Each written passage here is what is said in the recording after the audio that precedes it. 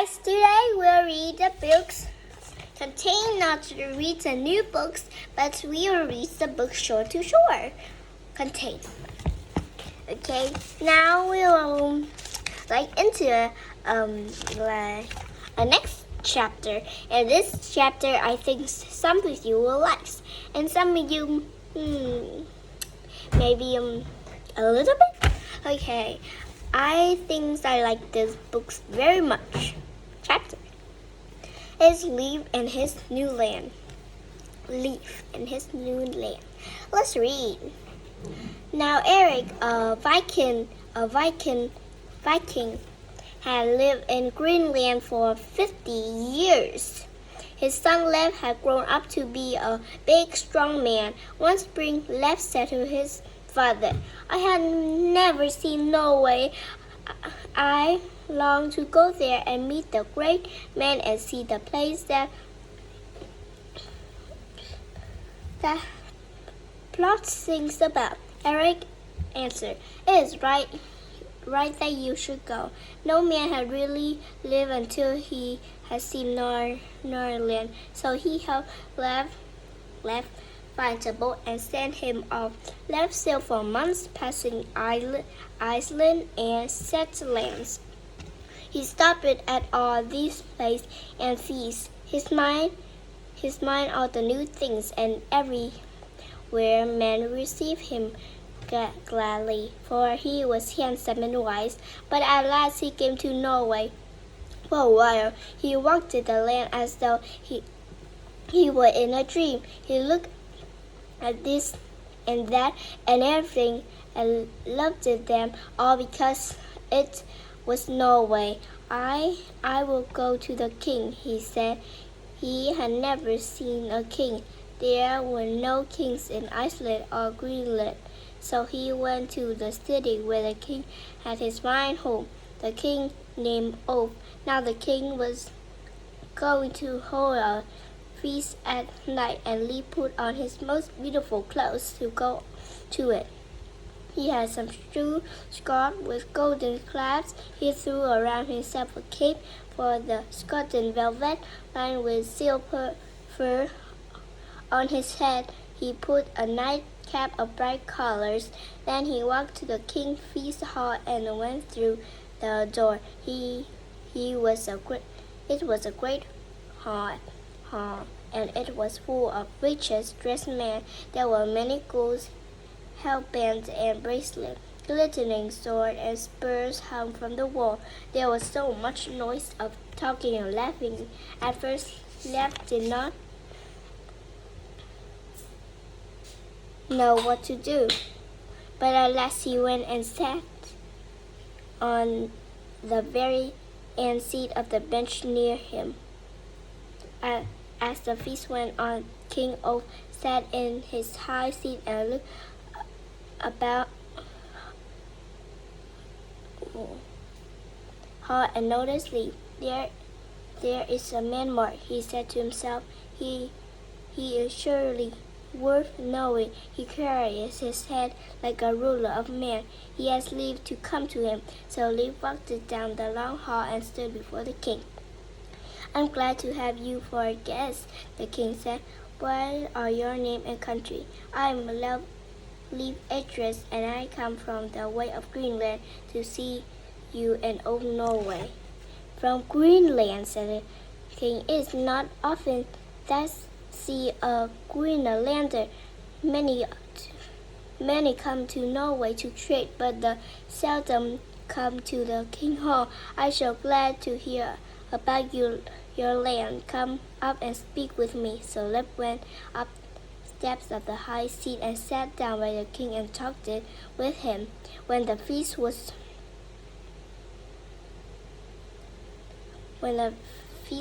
over, the king said, "For your sake, I shall not forget Greenland." When Leif sailed back home again, he had good wealth until he had passed Iceland. Then the great winds came, tossed his ship about that the man could do nothing. They were blown south for days. and they did not know where they are. At last they saw land, and Leaf said, "Surely the wind brought us to a new country. We'll go in and see what kind of place it is."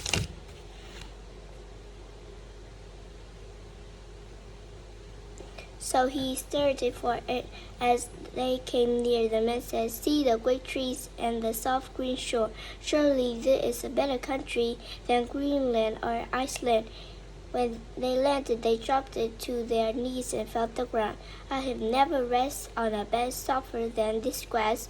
One said, "Taller trees do not grow in Norway," said another. "I never saw so rich land before," says Leaf. They stayed many days in this country and walked about to see what was there. One morning they went back into the woods and saw grapes growing wild. This was the most wonderful things they had seen yet. That day, Leaf said he spent most of the summer on the ocean. Winter will soon be coming on, and the sea of Greenland will be froze. We must start back.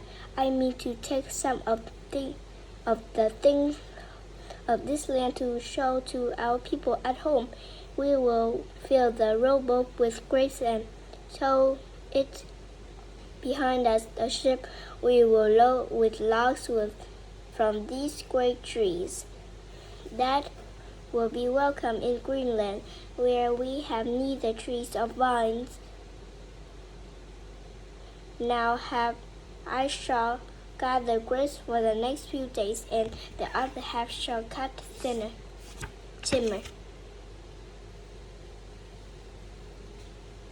So they did, and after a week they sailed off. The ship was full of lumber, and they tossed. Where? I forgot my lines. Well, actually, I don't forget. I got tongue-tied. The ship was full of lumber. They towed it, the rowboat loaded with grapes. Then all the men waved their hands to the shore and gave a great shout for their good land.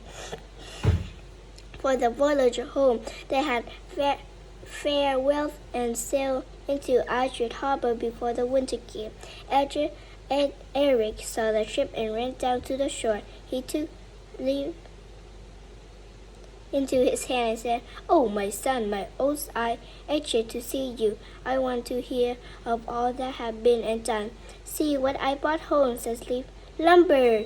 the Greenlanders cried. "Oh, it's better than gold." Eric was so pleased he called for a feast of the celebration where Leaf would sit at a place of honor.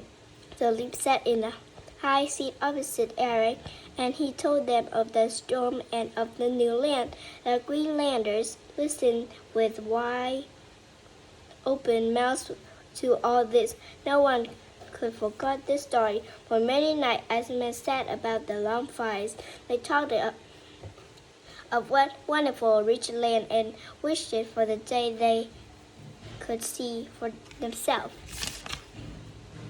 Penny misfortune.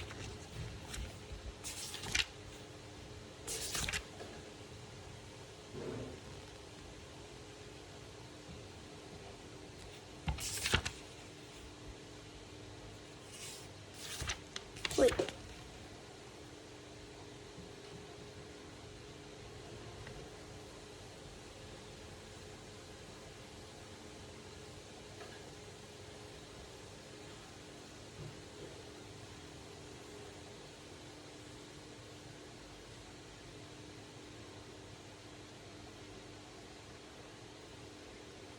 Okay, now we'll read another stories. It's called Benny Misfortune. Old Benny lay asleep at the doorstep in the sun. Benny was a cat of the iconic mind. Now, an iconic mind is a very good thing if it is not too large to low, but Betty was just a little bit too curious. This morning she was having a beautiful nap in the spring sunshine. Her two little white forepaws were gathered under her chin, and she extricated herself with her tail in the most compacted and comfortable way.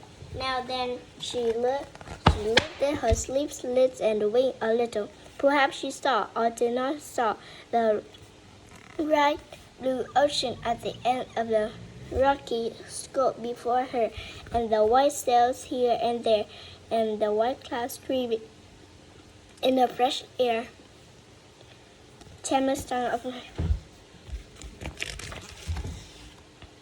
Penny was afraid. She went slowly toward it to investigate it, to contain. When she was quite close to it, she became aware of curious noise going on inside. A rustling, crumbling, crashing sound. She stopped in and listened. All the other cats listened. Suddenly, the old subject thrust itself up over the edge, and the most exquisite shape began to rise into sight. Two long, dark leather fields waved up, armless in the air of the moment. Two clumbers gasped the rim of the basket by their help. A hideous dog body bursting with the point and knob and casted its hard, strong, jointed arm with its legs flying in all directions, rose before the eyes of the enormous cats. Each leg was flattened at the foot with short, yellowish hair, and the edge of the huge claws was littered in rows of shaped, uneven teeth opened shut with a gasp of surprise. It was a live lobster. Those among you who never had seen a live lobster would be quite as astonished as the cats were at its pleasant appearance. It seemed to mix of spider and dragon. Its jet black, shiny eyes were set on the short stars and protect from its head, and the round ball turned about their stems and survived the world with hidden lack of feelings.